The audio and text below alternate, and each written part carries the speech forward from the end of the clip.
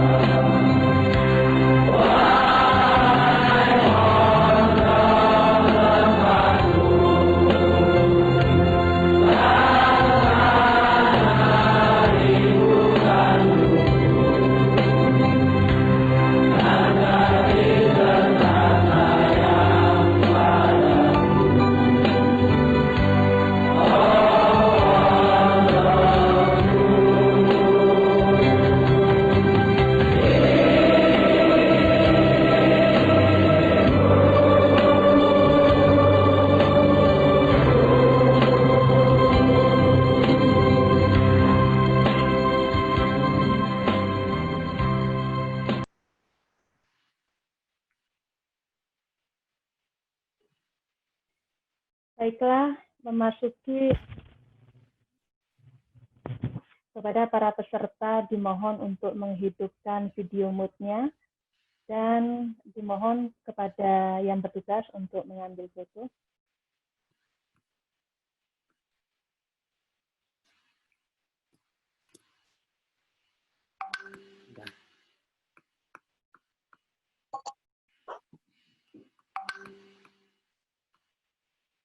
Bentar, ini masih baru pada ini ya, dibuka videonya. Oke. Kayak bebas ya. 1, 2, 3.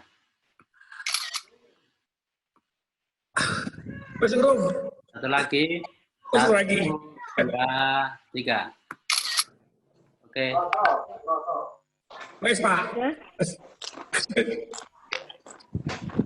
Nonton ya. Ya. Memasuki acara inti ini Bapak Ibu semuanya, yaitu Zafinada Sharing Session, kawanku studi doktoral di 4 negara. Yang akan dipandu oleh moderator kita, Al-Ustadz Ad-Duktur Muhammad Arfan Muammar MPDI, dengan profil beliau lahir di Gresik 3 November 1984. Saat ini beliau menjabat sebagai Wakil Direktur Program Pasca Sarjana Universitas Muhammadiyah Surabaya dan Ketua Sahabat Pena kita, S1 ISIP Gontor 2007, S2 UM Surabaya 2010, S3 UIN Sunan Ampel Surabaya dengan beasiswa dari Kemenak RI. Ringkasan publikasi, beliau telah menulis 8 buku solo ber-ISBN, 17 buku antologi book chapter ber-ISBN, 4 artikel terindeks Scopus, 2 artikel terindeks Web of Science atau Thomson Reuters, 10 artikel terindeks Sinta dan DOAJ, 3 artikel Proceeding Internasional. Kepada moderator, waktu disilahkan.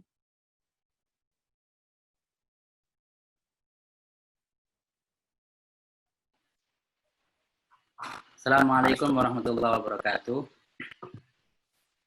Alhamdulillah, saya sudah di Gontor ya sekarang ini. Hari ini kita bisa bertemu kembali. Kita akan mendengarkan paparan dari teman-teman kita yang luar biasa, sedang studi di 4 negara. Kemarin kita kira ada di 5 negara, tapi ternyata ada 1 yang memang belum studi ya. Bentar. Oke. Ya, sebelum saya persilakan kepada mereka, saya share dulu. Nah, ini adalah para narasumber, insya Allah alumni Zagrin semua. Nah, ternyata logonya berbeda ya Zagrin itu. Kalau yang perempuan itu ada tulisannya 11 itu ya. Saya tanya istri tadi katanya angkatan ke-11 dari alumni Mantingan. Kalau yang laki-laki enggak tahu ini angkatan keberapa, udah banyak sekali kalau yang laki-laki. 77. 77, Dokter. 77 ya. 77. Ya, ini kita mulai dari Indonesia dulu karena kita cinta NKRI. Dari Dr. Agung Abdullah, kemudian kita naik lagi sedikit ke Malaysia, Dr. Nurul Hilmiah. Kemudian kita naik lagi ke Brunei Darussalam, ada Ustadz Ahmad Fanani, doktor candidate. Kemudian naik lagi ke Turki, ada Ustadz Muhammad Badri Habibi. Kemudian kita kembali lagi ke Indonesia, ada Ustadzah Anasab Hana Azmi.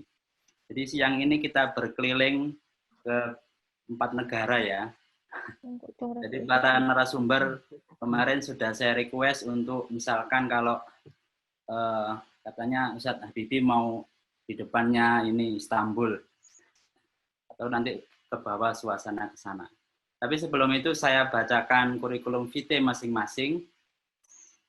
Kurikulum vitae ini nanti biar tidak terlalu banyak dibacakan, jadi Dr. Agung saya bacakan, kemudian beliau presentasi, nanti kemudian Dr. Hilmi saya bacakan, kemudian beliau presentasi dan seterusnya. Narasumber yang pertama adalah Al-Ustadz Dr. Agung Abdullah. Nah, ini masih hangat sekali doktornya ya. Kemarin saya diminta untuk narasumber juga, tapi saya bilang saya dokternya udah kadaluarsa. Jadi yang lain saja. Ini tempat tanggal lahir Solo 1 Maret 85. Latar belakang pendidikan ternyata S1, S2, S3 diselesaikan di UGM. Jurusan ekonomi Islam dan industri halal ini ya. Kemudian status beliau sekarang menjadi dosen di FEBI di IAIN Surakarta. Untuk publikasi ada 1 artikel internasional dan 3 artikel nasional. Nah, paparan dari para narasumber ini, kisaran pertama kemarin kita sepakati sebelum memasuki kuliah S3, karena ternyata dari 5 ini mayoritas mendapatkan beasiswa. Mungkin nanti trik-triknya mendapatkan beasiswa atau bagaimana. Kemudian proses sedang studi, karena setiap negara tentu memiliki milieu dan kondisi yang berbeda. Kemudian pasca studi bagaimana, dan yang terakhir adalah motivasi. Semoga ini bisa dapat memotivasi teman-teman yang sedang S2 untuk melanjutkan S3 atau masih S1 melanjutkan S2 dan seterusnya. Nah, itu ya. Untuk paparan yang pertama saya persilahkan kepada Al-Ustadz, Al-Doktor, Al-Hajj, Dr. Agung Abdullah. Monggo Ustadz.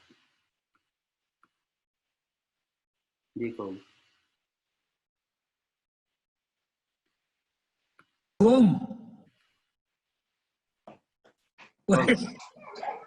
Ya, sorry. Ya, bismillahirrahmanirrahim. Assalamualaikum warahmatullahi wabarakatuh. Waalaikumsalam. Wassalatu ala nabiyyin al-mustafa amma ba'd. Berbahagia sekali, alhamdulillah. Ini sebenarnya momen yang ditunggu karena kita kemarin sempat teman-teman itu pengen halal bihalal virtual. Malam-malam, 2 malam, 3 malam, nggak taunya yang datang cuma 2-3 orang, dipelopori oleh mudir Azikro, tangan kanannya Gubernur Sulawesi Selatan, Sumatera Selatan ya, Ustadz Agus Mutamsir. Tadi barusan saya telepon untuk join, katanya masih ada rapat, setelah itu mau join dengan kita. Dan kesyukuran yang luar biasa, terima kasih Ustadz Arfan, Ustadz Fanani, Ustadz Mahfud, teman-teman yang terlibat, Ustadz Hadina, kemudian Ustazah Rida, dan yang lainnya yang mungkin tidak bisa saya sebutkan satu-satu. Karena akhirnya justru karena penundaan itu kita bisa berkumpul lintas marhalah dan lintas pondok. Kalau Ustadz Ihsan mungkin senangnya lintas Mantikoh Sigor ya, tapi ini alhamdulillah kita bisa berkumpul lintas marhalah, Gontor Putra, Gontor Putih untuk bisa sharing. Sebenarnya yang harus sharing pertama harusnya ya Ustadz Arfan, karena dia adalah dokter pertama di angkatan kita di 2003, saya yakin di 2003 yang pertama Ustadz Arfan baik di Gontor Putra maupun Gontor Putri. Jadi memang proses dokter ini ya bisa dibilang gampang-gampang susah. Dalam artian kalau menurut saya faktor yang paling utama, yang paling menentukan entah di dalam atau di luar negeri, saya kira nanti banyak pada faktor promotor, baik promotor utama maupun co-promotor. Memang benar rata-rata kami itu yang ikut dokter adalah rata-rata beasiswa, karena memang biayanya tidak sedikit. Kalau berkaca di PTKIN yang UIN, IAIN dan sebagainya itu rata-rata di Indonesia itu rata-rata habisnya minimal ya 100. Makanya memang kami dorong teman-teman yang pengen untuk S3 ya sebisa mungkin, karena peluang beasiswa sangat terbuka, jadi sebisa mungkin untuk bisa apply beasiswa. Nah, untuk yang perguruan tinggi umum ini malah rata-rata lebih mahal. Kalau di UGM minimal ya Anda harus menyiapkan 150. Kalau di UI seperti Ustazah Ana itu saya kira lebih mahal dari itu, apalagi dengan living cost yang tinggi dan tuntutan yang lebih tinggi karena berada di ibu kota.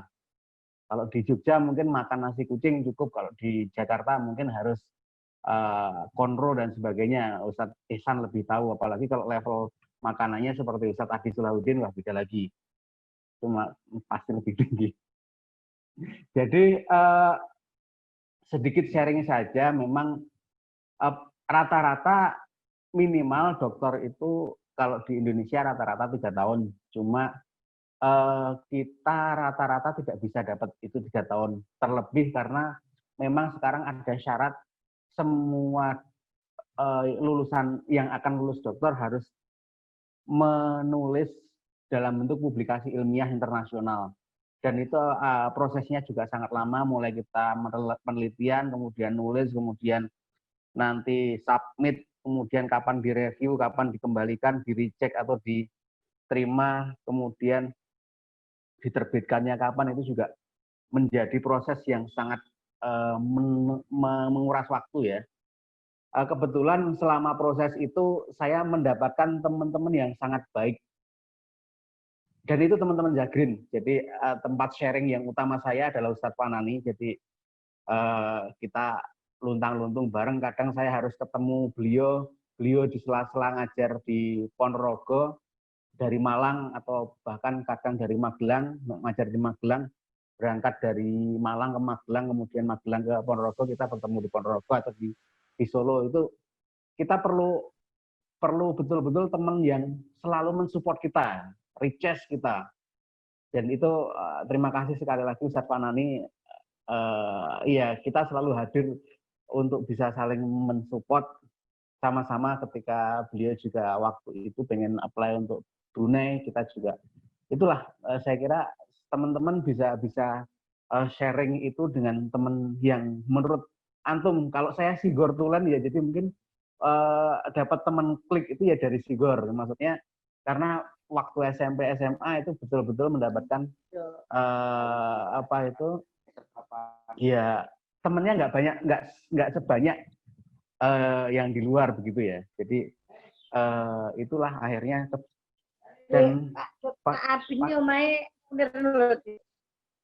pada tahap publikasi internasional Scopus,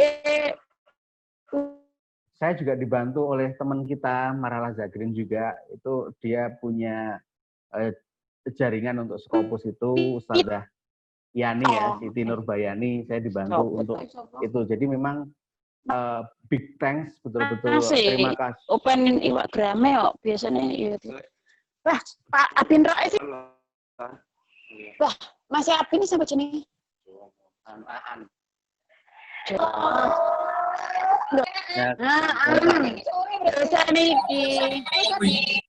Mohon di mute ya. Ubed di mute, Ubed. Gue sama Airblog. Ini sopo toh? Iya. Sadarida. Lagi dijaga satu sebenarnya. Iya. Jadi sekali lagi memang selama S3 memang akan banyak rintangan, banyak halangan, tapi di sisi lain kita selalu butuh teman yang senantiasa menguatkan kita. Karena nanti ada kaitannya dengan kita sudah sekolah sendiri itu sudah problem, kemudian kita berhadapan dengan promotor itu problem, berhadapan dengan publikasi itu problem, kemudian misalkan kita harus molor lulusnya itu juga problem. Problem-problem itu harus diselesaikan, ya kita harus punya teman ngobrol untuk bisa sharing masalah itu saya kira. Jadi tahapan biar tidak lama-lama nanti bisa kita sambil sharing ya, tahapan program studi dokter ini yang di Indonesia secara umum dan yang di Jogja secara umum itu rata-rata minimal kita kuliah teori itu 12 SKS atau sekitar per semester 12 SKS. 12 SKS itu kalau satu mata kuliahnya 3 SKS ya cuma 4 sampai 4 mata kuliah. Jadi 1 tahun itu kira-kira ada 6 sampai 8 mata kuliah. Kemudian nanti ada ujian komprehensif semester 3 atau 4, kemudian penelitian, olah data, seminar, kemudian submit publikasi, seminar hasil, kemudian publikasi sudah diterima. Setelah publikasi diterima kita baru bisa untuk mengajukan ke penilaian. Setelah penilaian selesai baru kita layak atau tidak.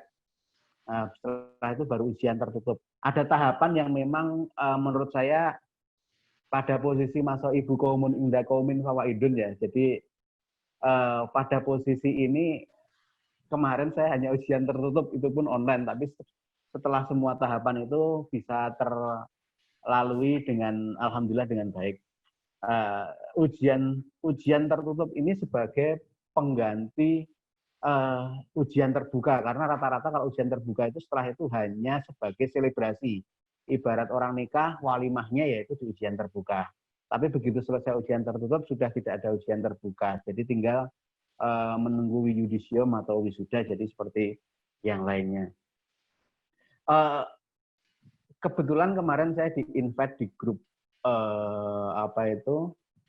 di grup guru besar, calon guru besar Gontor dan dokter-dokter Gontor. Memang ada motivasi tersendiri dari senior kita supaya apapun profesinya tetap pendidikan menjadi nomor satu bagi para alumni. Pendidikan ya, saya tidak berbicara gelar. Jadi banyak yang mengukur dengan gelar itu, dengan pendidikan itu dengan gelar. Namun mungkin di sini kita lebih menekankan bahwasanya memang sebaiknya kiprah kita sebagaimana amanat Trimurti, sebagai apapun itu, ya mau makelaran, mau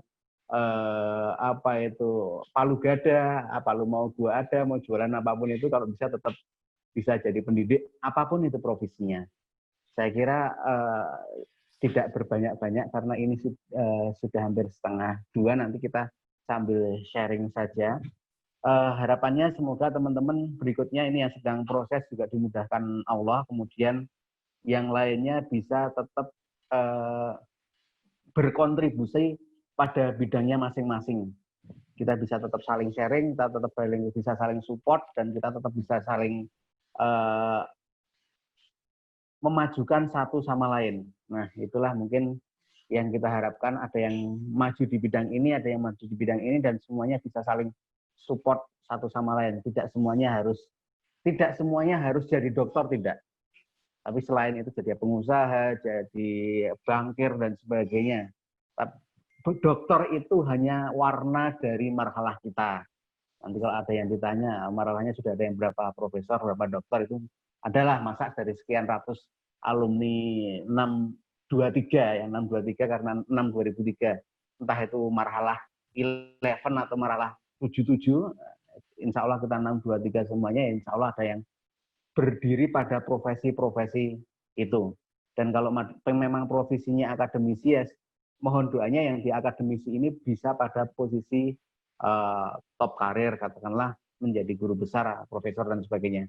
Adapun misalkan yang jadi pengusaha ataupun yang lainnya, ya bisa jadi menjadi CEO dan sebagainya. Di politik juga bisa menjadi top leader di politik partai, atau top leader, top opini di kebijakan publik, dan yang lain-lain.